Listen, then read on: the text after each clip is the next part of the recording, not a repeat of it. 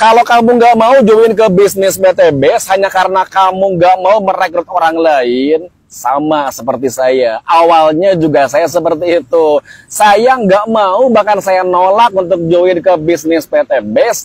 Karena ketika saya join, kerjaan saya itu harus merekrut.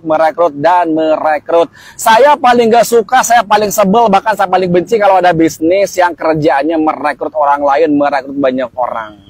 Itu ketika saya belum tahu. Tetapi ketika saya sudah bergabung dan saya pelajari, ternyata permasalahannya bukan di urusan merekrut, tetapi di tujuan kita merekrut untuk apa. Ketika saya coba berpikir dan merenung, kalau di bisnis PTBS, merekrut orang lain tujuannya untuk membantu mereka terbebas dari hutang, tujuannya untuk membantu mereka bisa ibadah umroh dan haji ke Baitullah bersama orang-orang yang mereka cintai, tujuannya untuk membantu banyak orang supaya bisa punya motor, mobil, dan rumah cash tanpa harus hutang lagi, tanpa harus riba lagi. Akhirnya saya pun tidak benci dan tidak sebel lagi dengan urusan merekrut. Setelah saya tahu bahwa tujuan merekrut itu untuk membantu banyak orang, justru saya semakin semangat dan semakin ketagihan untuk semakin menjalankan bisnis PTBS.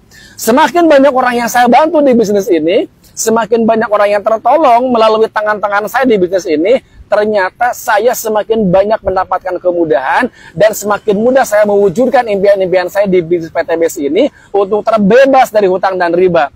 Ketika saya membantu banyak orang terbebas dari hutang dan riba, saya pun terbantu terbebas dari hutang dan riba. Ketika saya membantu banyak orang untuk bisa punya motor, mobil, dan rumah cash tanpa hutang, tanpa riba melalui bisnis PTBS ini, ternyata saya pun terbantu untuk bisa punya motor, mobil, dan rumah cash tanpa harus hutang, tanpa harus riba melalui bisnis PTBS ini.